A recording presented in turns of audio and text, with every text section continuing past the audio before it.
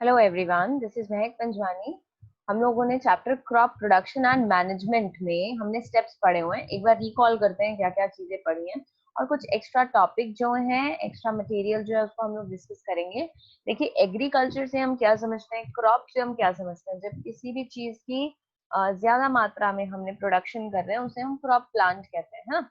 अब crop production में क्या स्टेप्स इन्वॉल्व होते हैं, तो पहला होता है प्रिपरेशन ऑफ सॉइल। सॉइल को तैयार करना है। हम क्या करते हैं, लूजनिंग या टर्निंग करके तैयार करते हैं। उसे टिलिंग या प्लोइंग कहा जाता है। डिटेल में मैंने इसके पहले वाले वीडियोस में बताया है ये टॉपिक। तो इसके लिए कौन से एग्रीकल्चरल इम्प्लीमेंट्स लगते हैं? इम्प्लीमेंट, कल्टीवेटर, हो, प्लो, ये इम्प्लीमेंट है, एग्रीकल्चरल इम्प्लीमेंट जो इस प्रोसेस में लगते हैं। उसके अलावा लेवलिंग की जाती है सॉइल की by the help of leveller. Seed का सिलेक्शन होता है, सीड का सोइंग होता है। सेकेंड प्रोसेस जो है, सेकेंड स्टेप जो है वो है seed selection and seed sowing. तो सीड का सिलेक्शन किस आधार पर करते हैं, हम किस बेसिस पे सिलेक्ट करते हैं कि यही वाला सीड जो है वो हमें अपनी क्रॉप प्लांट पे लगाना है। तो सीड का सिलेक्शन होता है डिपेंडिंग ऑन हाई ईल्ड। उसका ईल्ड अच्छा होना चाहिए, वो गुड क्वालिटी का होना चाहिए, वो डिजीज रेजिस्टेंट होना चाहिए। ऐसा नहीं कि छोटी छोटी चीज में एकदम बीमार हो गया, क्वालिटी खराब हो गई उसकी तो प्रॉब्लम है। और ईल्ड यानी उत्पादन ज्यादा होना चाहिए। 2 मिनट में यहाँ पे पॉज करके आपको हाई ईल्डिंग के बारे में बताती हूँ। 1960s में जब हमें आजादी मिल गई, उसके बाद 1960s के समय पे क्या हो रहा था, वी रियलाइज कि बहुत ज्यादा पॉपुलेशन है लेकिन उतना खाना हमारे पास नहीं है उन लोगों को देने के लिए। तब ग्रीन रिवॉल्यूशन की शुरुआत हुई। ग्रीन रिवॉल्यूशन का मतलब ये था, क्योंकि देखो हमारे पास लैंड बढ़ नहीं रहा था, क्योंकि हमें लोगों को हाउसिंग के लिए भी लैंड प्रोवाइड करना था। तो ग्रीन रिवॉल्यूशन का मतलब होता है ईल्ड बढ़ाने के लिए, हाई ईल्ड ऑफ क्रॉप्स के लिए कौन सी टेक्निक अपनाई गई, उन्हें कहा जाता है ग्रीन रिवॉल्यूशन। और उन टेक्निक या तकनीक को अपनाने के बाद जब हमें हाई ईल्ड मिली क्रॉप की, हाई ईल्ड ऑफ क्रॉप कैसे मिली, क्योंकि हमने केमिकल्स का इस्तेमाल किया, like fertilisers.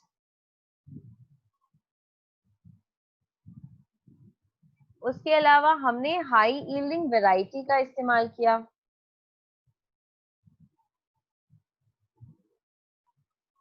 Variety of seeds मतलब हमने ऐसी सीड्स बनाई जिनकी यील्ड बहुत ज्यादा हो। So high yielding variety of seeds है ना। और उसके अलावा क्या चीज है, तीसरी चीज, high yield of crops. Chemicals का इस्तेमाल किया तो हमें अच्छा यील्ड मिला। हाई यील्डिंग वैरायटी का इस्तेमाल किया। और उसके अलावा टेक्नोलॉजी, टेक्नोलॉजी, कुछ तकनीक भी, मशीनों का इस्तेमाल होने लगा है ना। So technology in agricultural instrument, agricultural implement,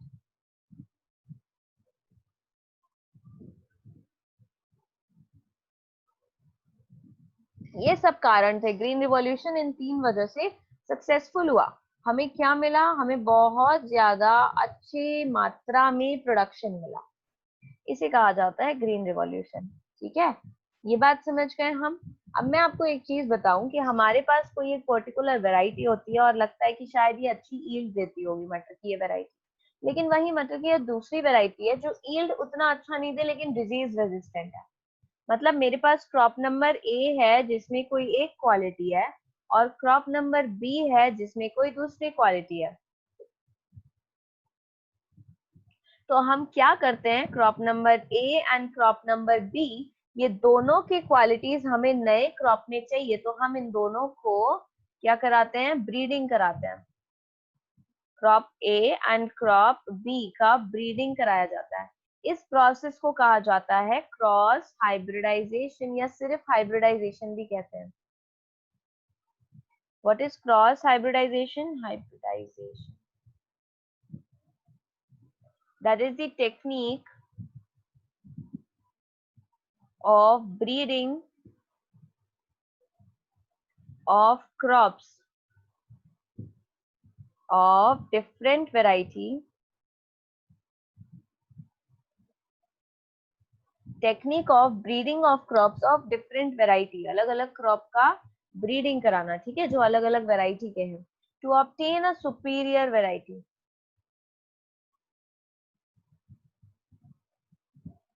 To obtain a superior variety. एक अच्छी वैरायटी, सुपीरियर वैरायटी ऑब्टेन करने के लिए प्रोसेस होती है cross hybridisation.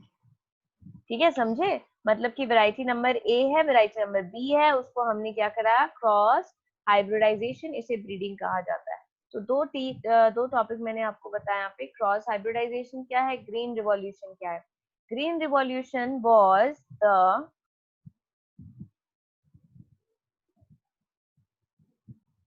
great increase in production of grains, अनाज के प्रोडक्शन में, उत्पादन में बढ़ोतरी, production of grains due to high yielding variety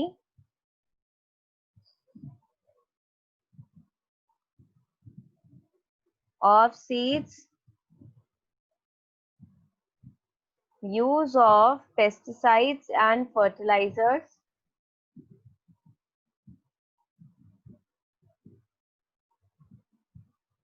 and better technique, जो हमने टेक्नोलॉजी का इस्तेमाल किया था, उसके अलावा better मैनेजमेंट टेक्निक का इस्तेमाल किया। इसे कहा जाता है ग्रीन रिवॉल्यूशन, जो 1960s में इंडिया में हुआ था। ठीक है, हमने क्या किया था, हमने केमिकल्स का इस्तेमाल करना चालू कर दिया। और देखो आज भी हम कर रहे हैं फर्टिलाइजर का इस्तेमाल, पेस्टिसाइड्स का इस्तेमाल, ऐसा नहीं हम नहीं कर रहे हैं। लेकिन हमें क्या करना चाहिए, जब आप सब्जियां लेकर के आते हो, कोशिश करो कि आप अच्छे से उसको वॉश करो, ताकि ऊपर से पेस्टिसाइड का कोट जो है वो रिमूव हो जाए। ये सहूलियत हमें बरतनी पड़ेगी, है ना। अब देखिए, वापस से यहाँ पर देखते हैं, सीड सिलेक्शन एंड सोइंग के बारे में बात कर रहे हैं। तो अब सोइंग की प्रोसेस यानी बीज बोने की प्रोसेस में क्या चीजों की आवश्यकता होती है, प्रॉपर वाटर मिलना चाहिए, सीड प्रॉपर डिस्टेंस रखें, आपस में दूरी पर हो, और प्रॉपर डेप्थ पर सीड प्लांट किया गया हो सॉइल में, है ना। प्रॉपर डेप्थ मालूम हो कि कितनी डेप्थ में सॉइल को, सीड को प्लांट करना है। अब सोइंग जो है वो मैनुअली भी हो सकती है, और सीड ड्रिल एक मशीन इंस्ट्रूमेंट जिसके बारे में हमने बात किया था उसके द्वारा भी हो सकती है। थर्ड टॉपिक जो है दैट इज मैन्यूरिंग। मैन्यूरिंग का क्या मतलब होता है, उसके अलावा यहाँ पर एक और टर्म है जो मैं आपको बता दूं, फील्ड फैलो क्या है।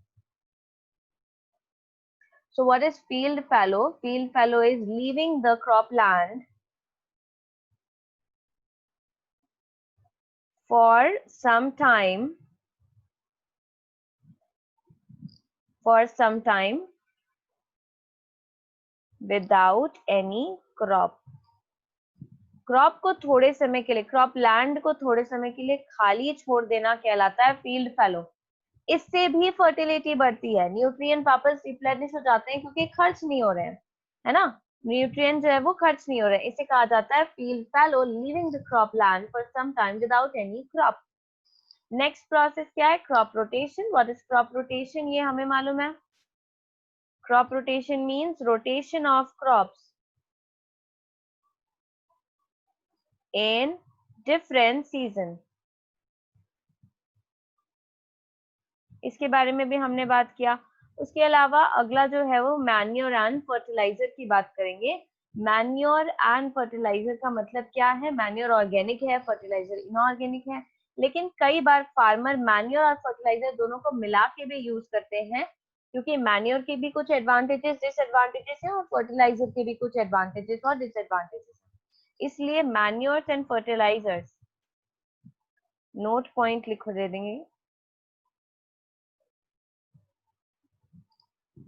Manures and fertilizers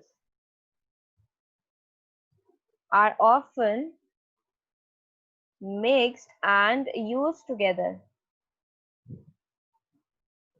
in croplands. They are often mixed and they are used together in croplands. अगला टॉपिक जो है fourth point, that is irrigation. पानी की जो है वो प्रॉपर सप्लाई होनी चाहिए। इसके लिए ट्रेडिशनल मेथड्स हैं और मॉडर्न मेथड्स हैं। मॉडर्न मेथड में स्प्रिंकलर और ड्रिप सिस्टम हमने पढ़ा था। नेक्स्ट देखेंगे वीडिंग के बारे में बात करेंगे। तो वीडिंग क्या होता है, रिमूवल ऑफ वीड्स, है ना, रिमूवल ऑफ वीड्स। अब ये रिमूवल ऑफ वीड्स किस तरीके से हो सकता है? मैनुअल हो सकता है, अप्रूट करके, या फिर फ्लोइंग के द्वारा हो सकता है, फ्लोइंग या टिलिंग के दौरान जिसको हम कह सकते हैं, या केमिकल्स के द्वारा हो सकता है। वो जो केमिकल्स इसमें यूज होते हैं वीड के रिमूवल में, उन्हें वीडीसाइड्स कहते हैं, और उन्हीं का दूसरा नाम हर्बिसाइड भी है,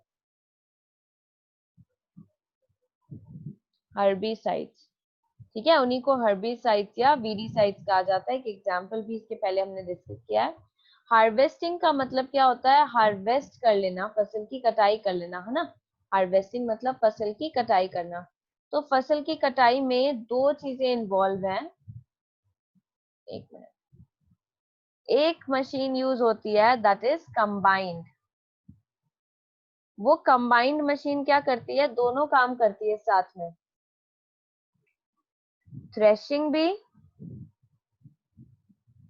एंड हार्वेस्टिंग भी। हार्वेस्ट करके वो गेहूं को उसके शाफ्ट से अलग कर देते हैं, तो that is combined threshing and harvesting. और दूसरा चीज होता है विनोइंग। विनोइंग आपने कभी मूवीज में या किसी और चीज में अगर ध्यान दिया हो, कभी देखा हो, तो आप विनोइंग का मतलब क्या होता है? ऊपर ऐसे बड़ा सा छज्जे टाइप का लेते हैं और उसमें फिर उसको चेक करके फिर उसके बाद फिर क्या करते हैं? क्लियर करते हैं। तो दैट इज विनोइंग, है ना। ये मैनुअल प्रोसेस में आता है। तो इसके लिए एक मशीन भी आती है, उसमें धान को डाला जाता है और उसके बाद फिर क्या, अनाज जो है वो बाहर आ जाता है। स्टोरेज के दौरान क्या क्या चीजों का ध्यान रखना पड़ता है? प्रोटेक्शन देनी है, मेन चीज है प्रोटेक्शन। बहुत सारी चीजों से प्रोटेक्शन देना है स्टोरेज के दौरान। मॉइस्चर ज्यादा ना हो। उसके अलावा केमिकल्स का इस्तेमाल किया जाता है, तो नोट करेंगे केमिकल्स लाइक इंसेक्टिसाइड, इंसेक्ट से बचाने के लिए, पेस्ट से बचाने के लिए पेस्टिसाइड्स का इस्तेमाल होता है। केमिकल्स लाइक इंसेक्टिसाइड्स, पेस्टिसाइड्स, चूहों से बचाने के लिए रोडेंटिसाइड्स एक्सेट्रा आर यूज्ड। ठीक है, they are used to protect और to prevent crop from any damage. किसी भी प्रकार के डैमेज से उसको बचा के रखने के लिए। ठीक है, तो ये जो हमने अभी बनाया है ना, ये पूरा का पूरा समराइज किया है उन टॉपिक्स को। लेकिन अब इसमें एक टॉपिक हाइब्रिडाइजेशन मैंने आपको अभी एक्स्ट्रा बताया, इसको जरूर नोट करेंगे। दूसरा ग्रीन रिवॉल्यूशन अभी हमने पढ़ा। अब इसके बाद हम डिस्कस करेंगे नाइट्रोजन फिक्सेशन के बारे में, पूरी साइकिल के बारे में पढ़ेंगे, है ना। तो आप देखिए, प्लांट जब सॉइल में रहता है, तो प्लांट जब सॉइल में रहता है तब उसे क्या क्या चीजों की आवश्यकता होती है? मेन इंपॉर्टेंट चीज हमारे काम की जो हम यहाँ बात करेंगे दैट इज न्यूट्रिएंट, है ना। किसकी जरूरत होती है? न्यूट्रिएंट की जरूरत होती है। अब प्लांट को ये न्यूट्रिएंट मिलेगा कहाँ से और कैसे मिलेगा? तो प्लांट कहाँ से लेंगे, मैं आपको बता रही हूँ। प्लांट सॉइल से लेंगे। Nitrates which are present in soil, these nitrates are present in soil and these nitrates are taken up by the plant। ठीक है, प्लांट ले लेंगे। अब उसके बाद मान लेते हैं कि ये प्लांट को किसी एनिमल ने खा लिया। अब वो कोई भी एनिमल हो सकता है, वेजिटेरियन एनिमल होगा, यानी कि हर्बीवोर नेचर का होगा। लेकिन ये एनिमल की एक्सक्रीशन, ठीक है, एनिमल जो है वो एक्सक्रीट करेंगे। एक्सक्रीशन, नाइट्रोजनस वेस्ट एक्सक्रीट करते हैं। ठीक है, एक्सक्रीट करते हैं। या फिर हो सकता है हम मान के चले एनिमल की डेथ भी हो गई अगर मान लो, तो भी वो डेथ कहाँ पर होगी? सॉइल के सरफेस पे होगी। एक्सक्रीशन कहाँ पे करेंगे? सॉइल के सरफेस पे करेंगे। देयर इज अ पॉसिबिलिटी कि प्लांट को एनिमल ने नहीं खाया और प्लांट मर गया। ये तीनों संभावनाएं हैं, राइट। तो दोनों ही प्रोसेस में ये जो भी वेस्ट होता है, एक्सक्रीशन या death, right, so whatever waste it is, waste of organic protein, क्योंकि प्लांट ने नाइट्रेट जरूर लिए थे, लेकिन उन नाइट्रेट्स को प्लांट ने किसमें कन्वर्ट किया था, देखो मैं आपको बता रही हूँ, nitrates in soil were taken by plants absorb nitrates and convert, इसको किसमें कन्वर्ट कर देते हैं, कन्वर्ट इनटू प्रोटीन, उसको किस में कन्वर्ट कर देते हैं, प्रोटीन में कन्वर्ट कर देते हैं। तो एनिमल ने क्या अब्सॉर्ब किया, बेसिकली एनिमल्स टेक प्रोटीन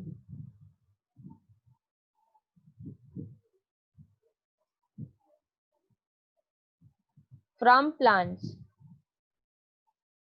ठीक है, एनिमल्स जो है वो they take protein from plants, और वेस्ट या ऑर्गेनिक प्रोटीन वापस से फिर सॉइल में चला गया। इस प्रोसेस को कहते हैं अमोनिफिकेशन। एक मिनट होल्ड करिएगा, sorry, plants absorb nitrates and convert into protein, इस प्रक्रिया को क्या कहते हैं, प्लांट ने नाइट्रोजन लिया और उससे अपने काम की चीज बना ली, इसे कहते हैं nitrogen assimilation. Okay, what is this? This is nitrogen assimilation. Plants absorb nitrate and then convert into protein. Moving on, हमने देखा वेस्ट और ऑर्गेनिक प्रोटीन वापस से सॉइल में चला गया है।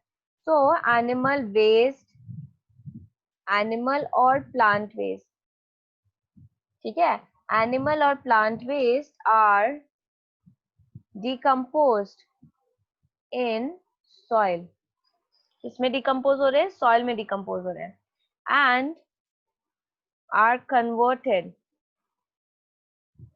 एनिमल और प्लांट वेस्ट डिकम्पोज होते हैं सॉइल में और धीरे धीरे किस में बदलने लगते हैं, कन्वर्टेड इनटू अमोनिया, अमोनिया में कन्वर्ट होते हैं। इस प्रोसेस को कहते हैं ammonification. What is that? That process is known as ammonification. So animal or plant waste are decomposed in soil and then they are converted into ammonia by the process of ammonification. अब धीरे धीरे ये ammonia क्या होता है, change होने लगता है और सॉइल के नाइट्रेट्स में बदल जाता है। Now this process is known as nitrification. Nitrification is conversion of ammonia into nitrates. Conversion of ammonia into nitrates. इस प्रोसेस को कहते हैं नाइट्रिफिकेशन, अमोनिया को नाइट्रेट में बदलना। ठीक है, आई एम होपिंग कि ये पार्ट जो है वो क्लियर हो गया होगा। हमने 3 टॉपिक देखे, नाइट्रोजन एसिमिलेशन क्या है, अमोनिफिकेशन क्या है और नाइट्रिफिकेशन क्या है, राइट। अब देखिए, देयर इज अ पॉसिबिलिटी कि ये जो सॉइल के नाइट्रेट्स प्रेजेंट है ना, ये जो सॉइल के नाइट्रेट्स प्रेजेंट है, ये जो, हाँ, ये वापस कन्वर्ट हो सकते हैं कुछ बैक्टीरिया के द्वारा, डीनाइट्रीफाइंग बैक्टीरिया। कुछ बैक्टीरिया प्रेजेंट होंगे, सम बैक्टीरिया इन सॉइल, मैं इस तरीके से लिख देती हूँ, some bacteria in soil, they are present and they convert nitrates, क्या करते हैं इन लोग, कन्वर्ट करते हैं नाइट्रेट्स इनटू अमोनिया, किसमें बदलते हैं, सॉरी इनटू नाइट्रोजन गैस, किसमें बदलते हैं, नाइट्रोजन गैस में बदलते हैं, जो एटमॉस्फेयर में चली जाएगी, to be released in atmosphere.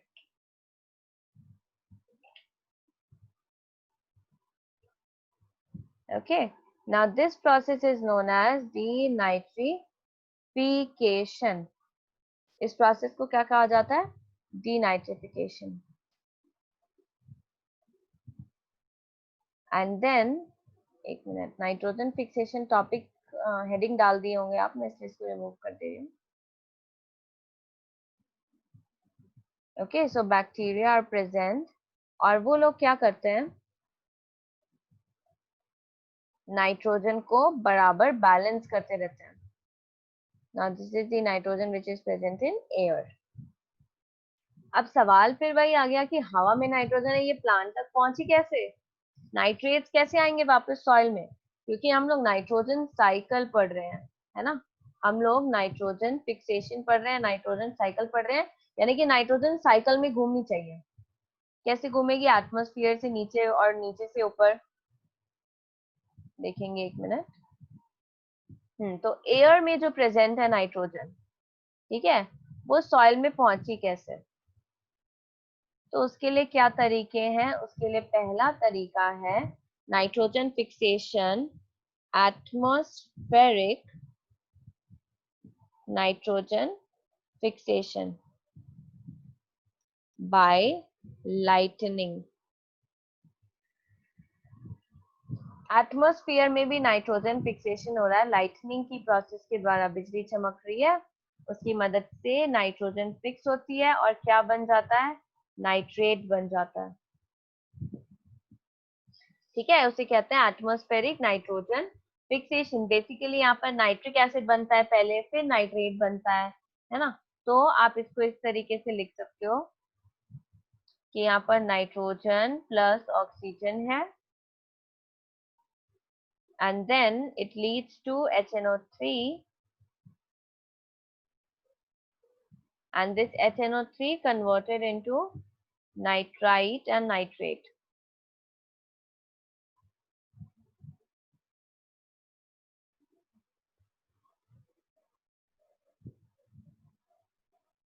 Okay, so this is atmospheric nitrogen fixation. अब दूसरा एक और तरीका होता है, उसे कहते हैं biological nitrogen fixation. Biological nitrogen fixation का मतलब होता है कोई लिविंग ऑर्गेनिज्म मदद कर रहा है नाइट्रोजन को फिक्स करने के लिए.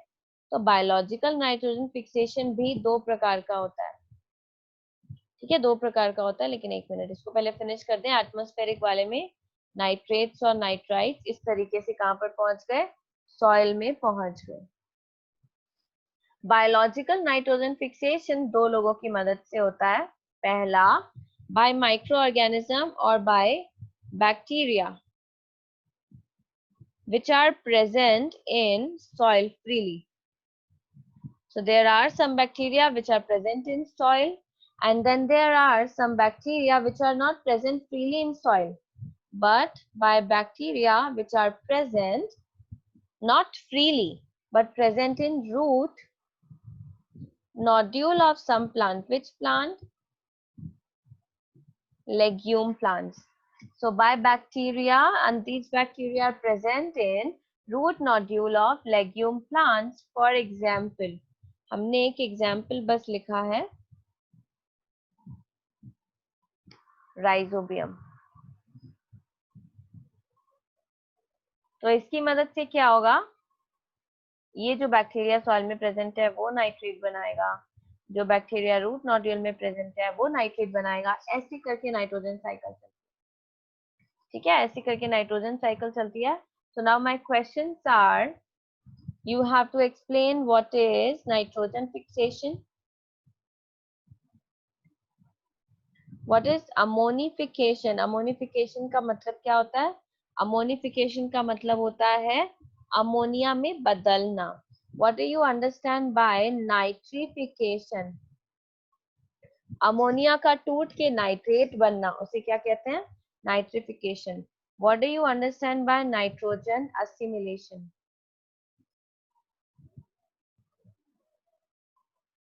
And what do you understand by denitrification?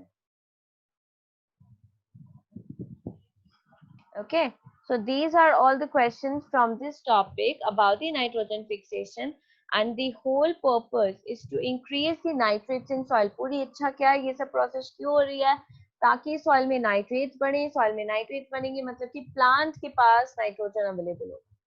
ठीक है, एक बार इस साइकिल को पूरे तरीके से आप रिकॉल करेंगे, बहुत ही अच्छे से आप इसको बना लो कॉपी में और आसानी से याद कर सकते हो आप। बस आपको ये मालूम होना चाहिए कि प्लांट को क्या चाहिए, प्लांट को चाहिए नाइट्रोजन, पर वो हवा से नहीं लेगा, वो किससे लेगा, सॉइल से लेगा। तो सॉइल में कहाँ से आया और फिर वहां से कहाँ गया, ये दोनों चीजें है ना। ये स्टेप्स को इस तरीके से पढ़ना है। So that is all about the nitrogen fixation. The next topic जो हम लोग डिस्कस कर रहे हैं that is about animal husbandry.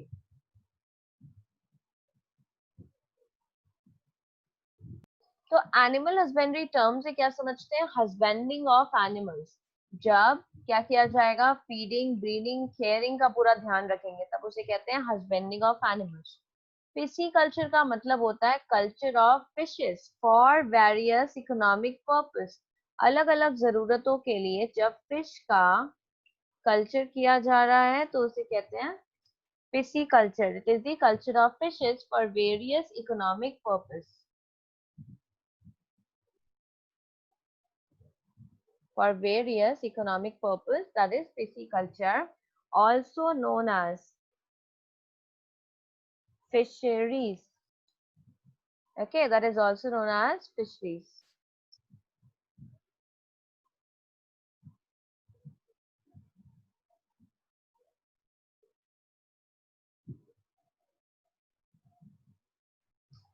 What is apiculture? Apiculture is culture of honeybee.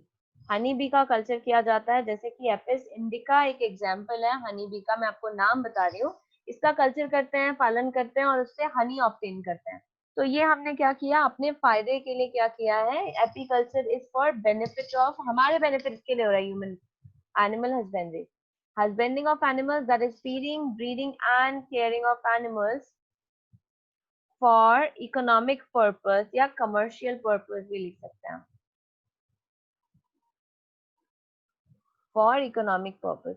Horticulture का मतलब होता है production of vegetable, fruit and flowers. इसको गार्डनिंग भी कहते हैं, छोटे लेवल पर जब होता है उसको गार्डनिंग भी कहते हैं। Sericulture, culture of silk worm, silk obtain करने के लिए। पोल्ट्री का मतलब जब बर्ड्स रिलेटेड होता है। और सबसे ज्यादा इंपॉर्टेंट है कैटल फार्मिंग। कैटल फार्मिंग का मतलब होता है ब्रीडिंग का ध्यान रखना, caring and rearing of cattle, like of cattle like cows, buffaloes, etc. Okay, so ये सारे टॉपिक जो है वो एनिमल हस्बेंड्री में आते हैं कि कौन से एनिमल्स हम लोग अपने बेनिफिट के लिए क्या करते हैं, कल्चर करते हैं, कल्टीवेट करते हैं, उनका ब्रीडिंग कराते हैं ताकि हम उससे इकोनॉमिक बेनिफिट डिराइव कर सकें। कैटल फार्मिंग में बहुत सारी अलग अलग ब्रीड होती हैं, अलग अलग रिक्वायरमेंट के हिसाब से आप हायर क्लासेस में डिटेल में पढ़ोगे। बट एट प्रेजेंट हमने एनिमल हस्बेंड्री के बारे में पढ़ा और क्रॉप प्रोडक्शन में जो स्टेप्स हैं वो पढ़े। उसके अलावा हमने नाइट्रोजन फिक्सेशन के सारे स्टेप्स के बारे में पढ़ लिया है। That is all about the chapter crop production and crop management.